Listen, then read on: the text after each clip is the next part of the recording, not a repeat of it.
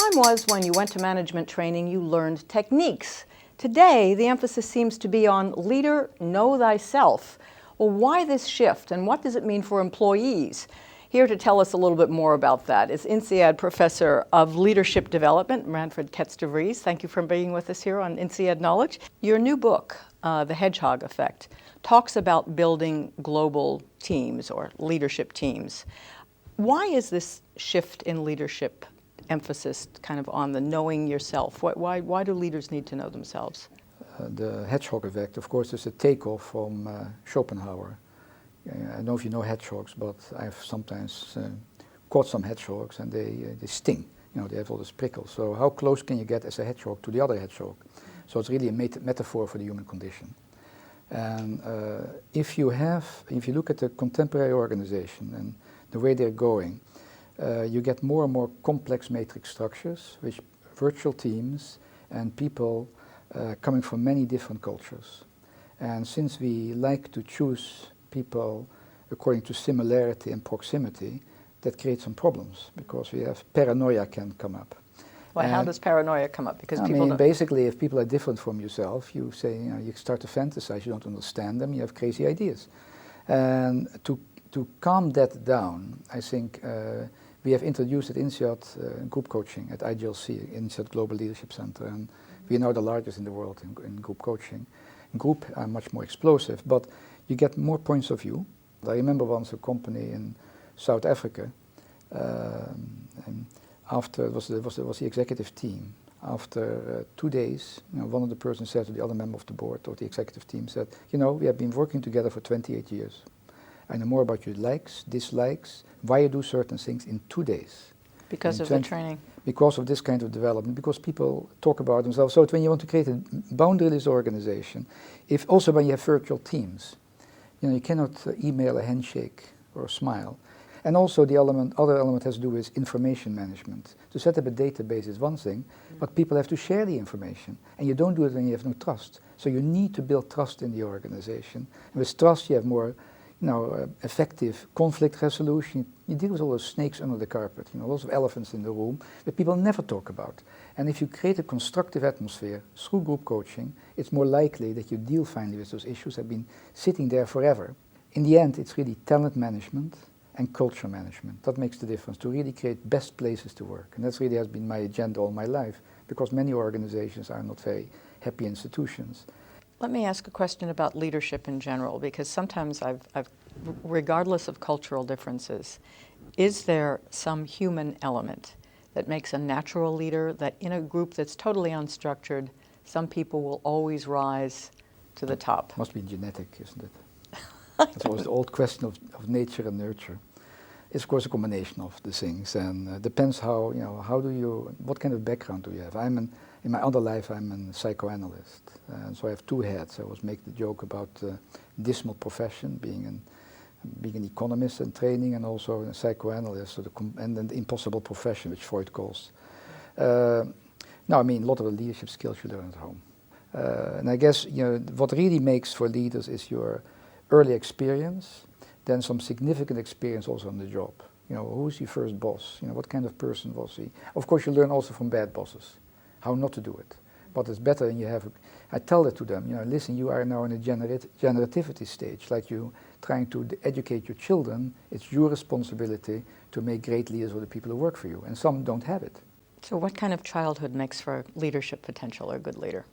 I cannot give a straight answer to that, because like there is no baby without a mother, there is no leader without a context. And after having run this program now too long, I guess more than 20 years, the CEO program, there are so many different combination, permutation make for success. To be the managing partner of McKinsey is a very different kettle of fish than running a steel mill in Russia.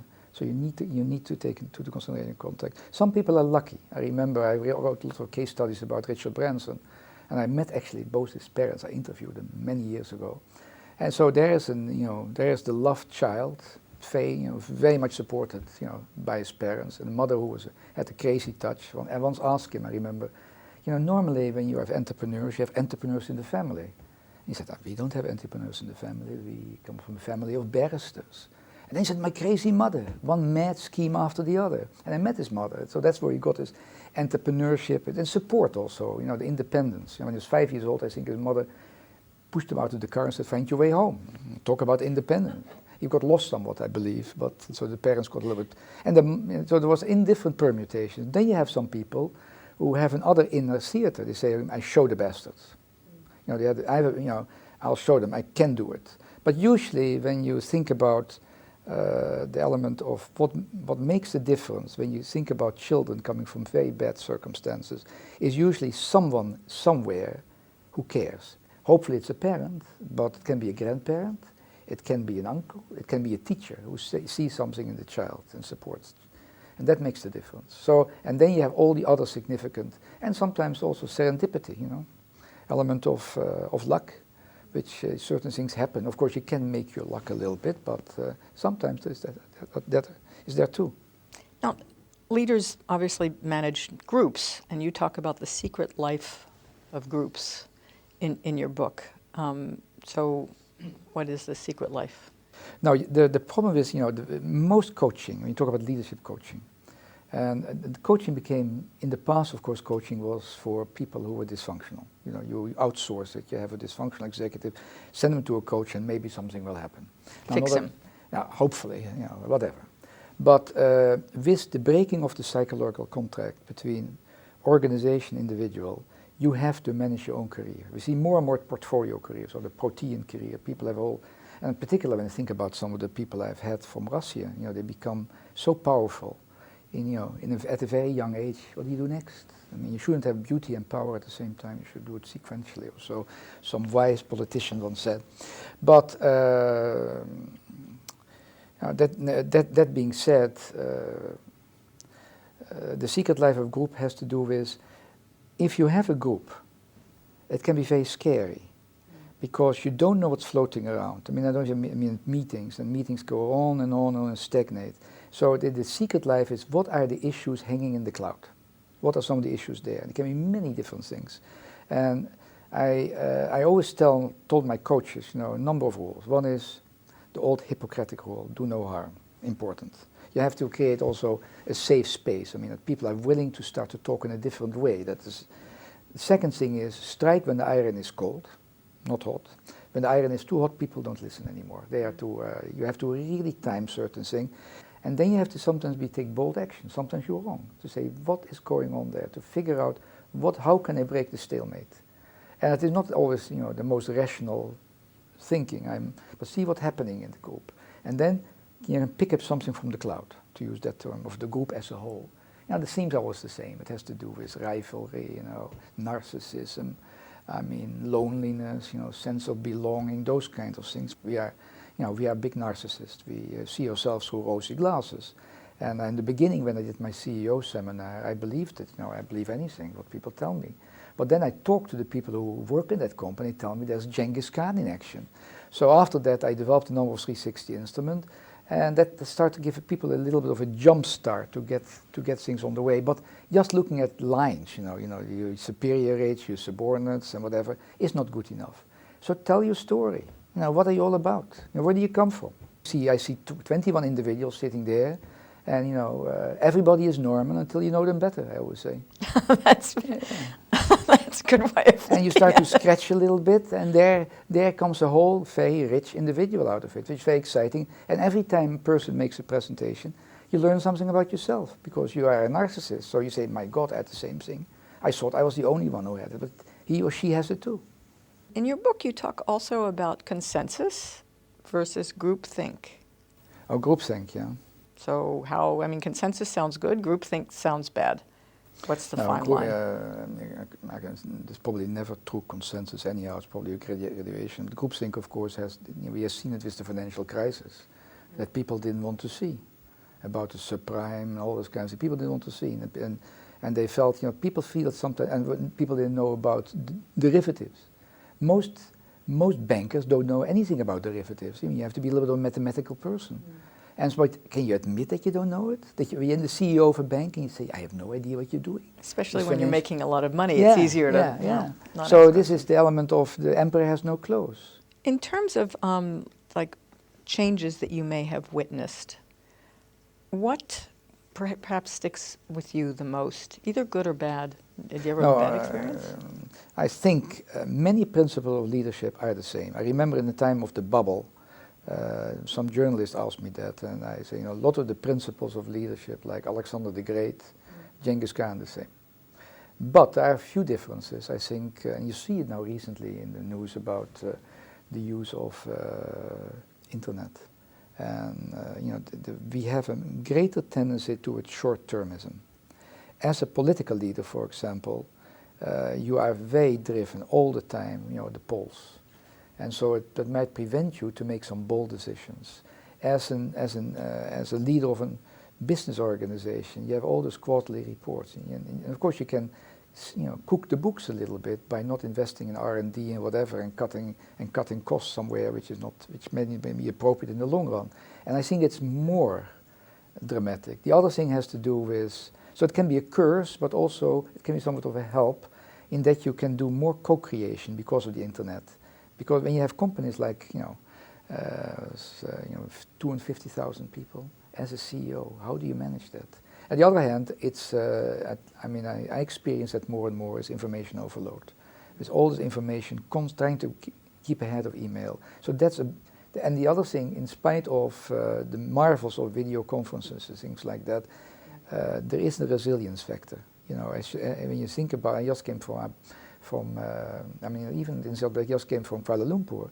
All those flights, they take a toll, and the time differences. So you have to be quite resilient, quite hardy, as you might say. So those are some things, but it's a short-termism.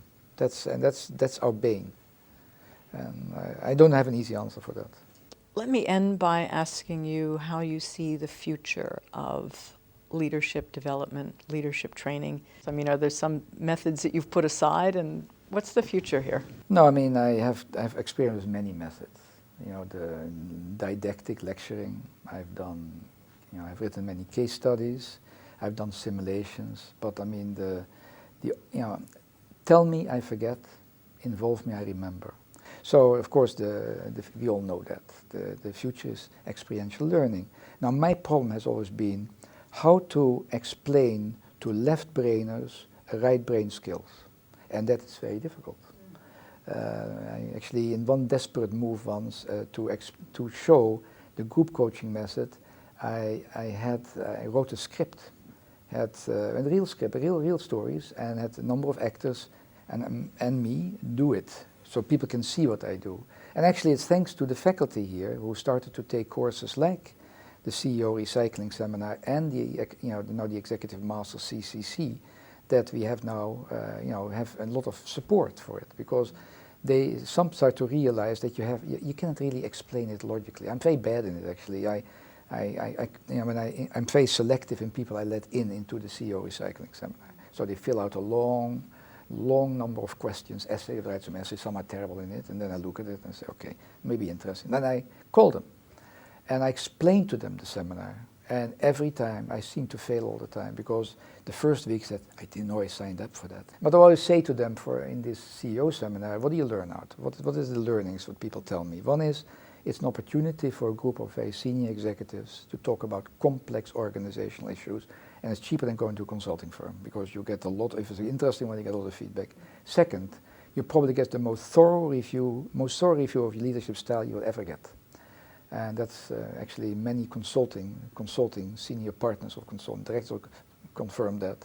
Third, for those who are interested, you get a perspective of different kinds of leadership styles.